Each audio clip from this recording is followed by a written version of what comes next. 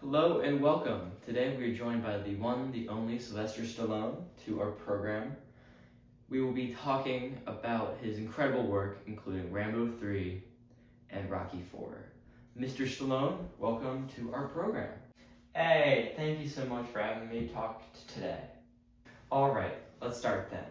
When viewing these films, I can't help but notice that you gravitate towards basing movies on historical events and more specifically wars. Can you tell us a little bit more just about that, please?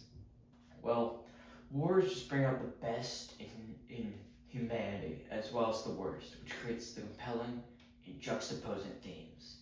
These settings can also make the viewer relate to narratives on a more personal level, depicting an authentic experience that people can resonate with.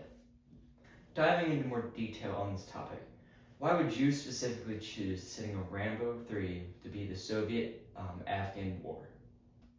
Man, that's a great question. At the time, the Soviet-Afghan War was not commonly a discussed topic, and this film allowed me to shine light on it and educate a large audience as to what was happening. As a bonus, this setting also made for the action-packed scenes. Similarly, what compelled you to set Rocky 4 during the Cold War? Again, my decision really had to do with the public eye. Except this time, the Cold War was definitely in the public eye. So my decision was more about representing the classic American perseverance and success in an unsure political climate. Really, at its core, it's propaganda as it gives the viewer the message that the Americans can win and triumph over so-called evil.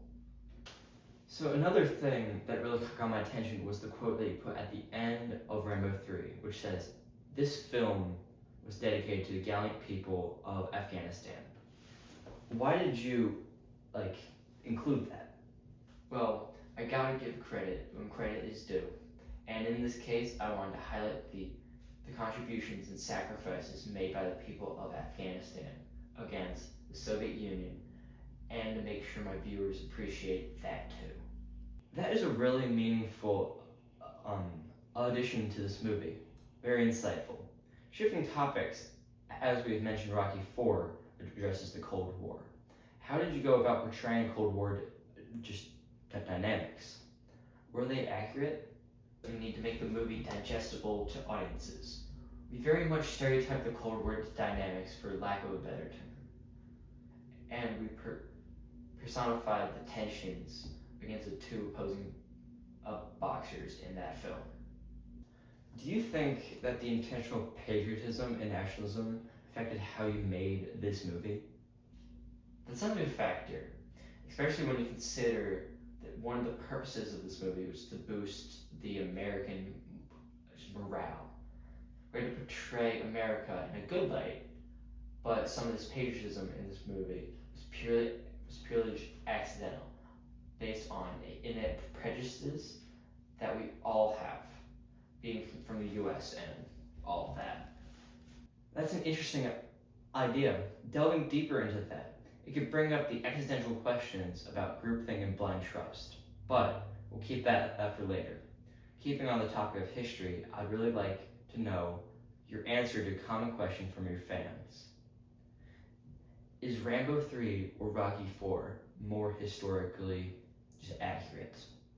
Ooh, that's a hard one because both are rooted in real events and human emotions.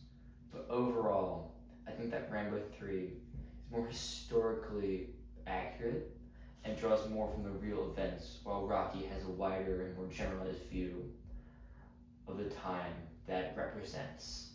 To another fan favorite question, how has your rivalry with Arnold Schwarzenegger impacted the production of your movies? Looking back, I actually think that it made me a better actor and filmmaker.